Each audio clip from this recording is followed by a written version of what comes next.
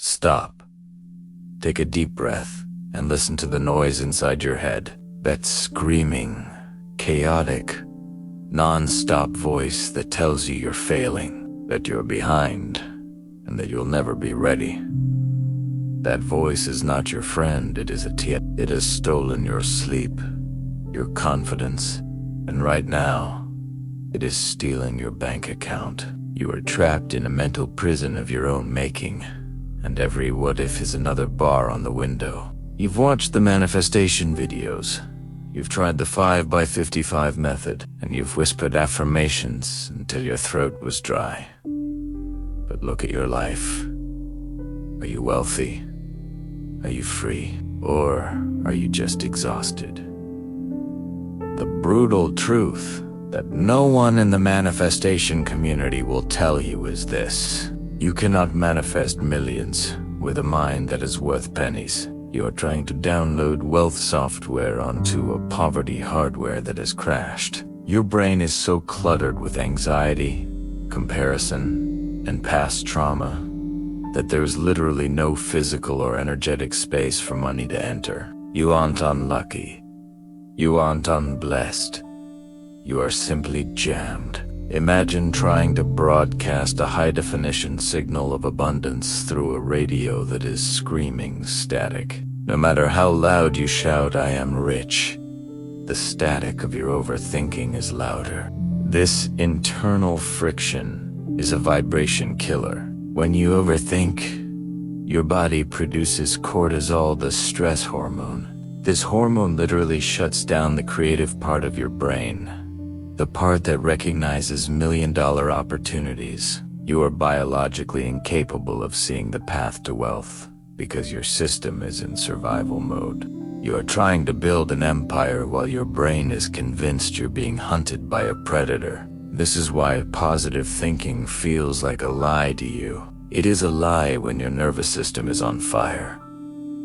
You don't need more affirmations. You need a factory reset. You need to stop adding and start deleting. In the next 20 minutes, we are going to perform a surgical strike on your subconscious. This is not a feel-good video. This is an exit strategy. We are starting the 7-day mental detoxes systematic, day-by-day protocol designed to silence the noise, flush out the mental toxins, and finally open the financial frequency that has been blocked for years. If you are tired of being the smart person who is still broke, if you are tired of watching people with half your talent make 10 times your money, this is your turning point. We are going to break the glass wall between you and the life you were meant to live. Your mind is a battlefield, and today we start winning. This is the 7-day detox for the chronic overthinker who is ready to become a conscious creator. Let's clear the fog. Let's start day 1. Now that you understand the biological prison you've been living in, we begin the actual surgery. This isn't a suggestion, it's a protocol. Day 1 is the most painful, yet the most transformative. We call it the digital fast. Think about the first thing you do when you wake up. You reach for that glowing rectangle. Before your feet even touch the floor, you have consumed the opinions, the successes, and the fake lives of 500 strangers. Your brain is immediately flooded with dopamine, but it's a cheap, toxic version. For a chronic overthinker, social media is not just entertainment. It is a comparison engine. You see someone's win, and your subconscious immediately registers a loss. You see a luxury car or a travel vlog, and your brain starts a background process of, why not me? And I'm behind. This consumes massive amounts of mental energy. By 9 a.m., your manifestation battery is already at 10%. On day 1, you will cut the cord. 12 hours. No Instagram, no TikTok, no YouTube, no news, no external noise. Why? because your dopamine receptors are fried. They are so used to high-speed stimulation that they can no longer feel the subtle vibration of intuition. You are looking for signs from the universe while your brain is screaming for the next notification. In the silence of day one, you will feel agitated. You will feel bored. You will feel a strange sense of phantom anxiety. Good. That is the sound of your brain finally realizing it has to face itself. This is where the healing begins. In this silence, the static begins to settle. You are clearing the runway so that the frequency of wealth can finally find a place to land. If you cannot survive 12 hours without other people's noise, you will never be strong enough to carry the weight of $1 million vision. As we move into day two, the silence has brought all your hidden fears to the surface. Now, we perform the extraction. We call this the brain dump. Your mind is an incredible processor, but it is a terrible storage device. Right now, you are trying to hold on to 1,000 to-dos, 100 regrets, and 50 different financial worries. It's like running a high-end computer with 100 background apps open. It's going to crash. On day two, you sit down with a physical pen and a piece of paper. Not a digital screen to tactile connection between your hand and the paper is psychological magic. You are going to write down every single thought that is occupying space in your head. Every debt you owe, every person you're angry at, every what if I fail scenario. When these thoughts are inside your head, they feel like monsters. They feel infinite. But when you get them out onto the paper, they become just ... ink. They become data. You will look at the page and realize that your mountain of problems is actually just a small pile of tasks. This act of extraction creates mental white space. It's like deleting old, heavy files from a hard drive. For the first time in years, your brain will feel light. You will feel a sudden rush of clarity. This is the moment your frequency begins to shift from survival to creation. You aren't just writing stuff down. You are physically removing the boulders that have been blocking the river of abundance. You are telling the universe, my house is clean. I have made room. Now, fill it. As we enter day three, something strange starts to happen. The initial withdrawal from the digital world has settled, and the brain dump has lightened the load. But now, you face the most terrifying thing for a chronic overthinker. The silence. We call day three the void. Most people are terrified of being alone with their thoughts, so they drown them out with music, podcasts, or mindless chatter. But if you cannot be silent, you cannot hear the whispers of opportunity.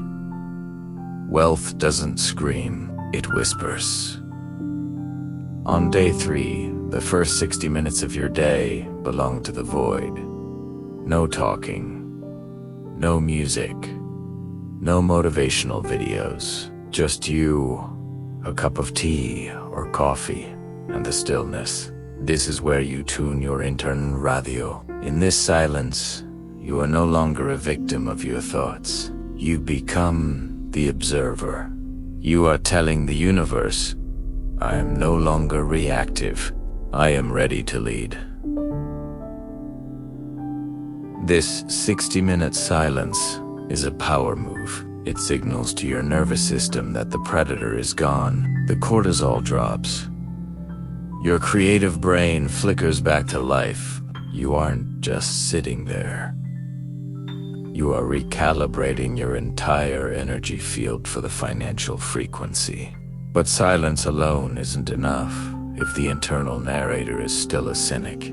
This brings us to day 4. The narrative flip. Overthinkers are masters of the negative wood. Your brain is a world-class athlete at sprinting toward disaster. What if I lose my job? What if this investment fails? What if I'm just not good enough? Every time you ask a negative what if, you are literally placing an order with the universe for that exact failure. You are manifesting your own destruction. On day 4, we perform a manual override on your neural pathways. Every single time a negative what if enters your mind, you must catch it midair and flip it. What if I lose everything? Must be immediately countered with, what if I find a way to make double? What if they judge me? Becomes, what if they are inspired by me? This is not positive thinking. This is cognitive combat. You are training your brain to recognize possibilities instead of dead ends. You are moving from a scarcity narrative to an abundance narrative. Most people think they are being realistic by worrying about the worst-case scenario, but reality is a choice. If you spend all day preparing for rain, don't be surprised when you get wet. On day 4, you're building a new mental architecture. You are telling your subconscious that failure is no longer an option on the menu. You are rewiring the very fabric of your reality. By the end of this day, you will feel a shift in your chest lightness that comes when you realize that you are the one holding the pen. You are no longer the character in a tragic story. You are the author of a wealth-building masterpiece. By day 5, your internal world is beginning to stabilize. The noise is quieter. The what-ifs are being flipped, and you felt the power of silence. But now, we look at the mirror of your mind, your physical environment. There is a psychological law that most people ignore. As within, so without. If your desk is covered in old papers, if your room is cluttered with clothes you don't wear, or if your car is filled with chaussure, mind is reflecting that chaos. For a chronic overthinker, a messy environment is a constant, silent trigger for anxiety. Every piece of clutter is a micro-decision your brain has to process. Should I throw this away? Where does this go? I'll do it later. This drains your cognitive energy. On day 5, you perform a physical purge. You aren't just cleaning, you are clearing the path for abundance. You will pick one space, your workspace, or your bedroom, and you will strip it down. Discard the old, fix the broken. Organize the essential. As you move these physical objects, visualize yourself moving the mental blocks that have kept you stuck. You are telling the universe, my house is in order. I have built a clean, professional runway. I am ready for the wealth to land. You'll notice that as soon as the space is clear, your breathing becomes deeper. Your thoughts become sharper. You have literally created physical white space for your manifestation to take shape. But a clean room is useless if you are still feeding your mind poison. This brings us to day 6, the consumption audit. You are what you consume, not whose food, but information. Most chronic overthinkers are addicted to low-vibration content. They listen to sad, depressing music that reinforces a heartbreak narrative. They watch the news that screams about economic crashes, inflation, and poverty. They follow hustle culture accounts that make them feel like a failure for sleeping. On day 6, you become the gatekeeper of your own mind. You will audit everything that enters your ears and eyes. If a song makes you feel longing or lack, delete it. If a news source makes you feel fear, unfollow it. If a friend constantly complains about being broke, distance yourself for today. Instead, you will intentionally flood your system with high-frequency data. Listen to podcasts of people who have built empires from nothing. Watch documentaries about the vastness of the universe to remind yourself how small your problems really are. Read biographies of the wealthy to understand their logic of abundance. You are retraining your brain to see wealth as a normal state, not a miracle. You are moving from the frequency of struggle to the frequency of solution. By the end of day 6, you will feel like a different person. You are no longer absorbing the world's fear. You are projecting your own power. You have filtered out the static, and for the first time, the financial frequency is coming through loud and clear. You are no longer a consumer. You are a curator of your own destiny. We have reached the final gate, day 7. After 6 days of clearing the digital noise, dumping your brain's baggage, sitting in the void, flipping your narrative, purging your physical space, and auditing your consumption, you are finally standing on clean ground. But there is one last hurdle, and it is the one where 99% of people fail. It is the law of surrender. Most chronic overthinkers approach manifestation like a business deal. They want to control how the money comes, when it comes, and where it comes from.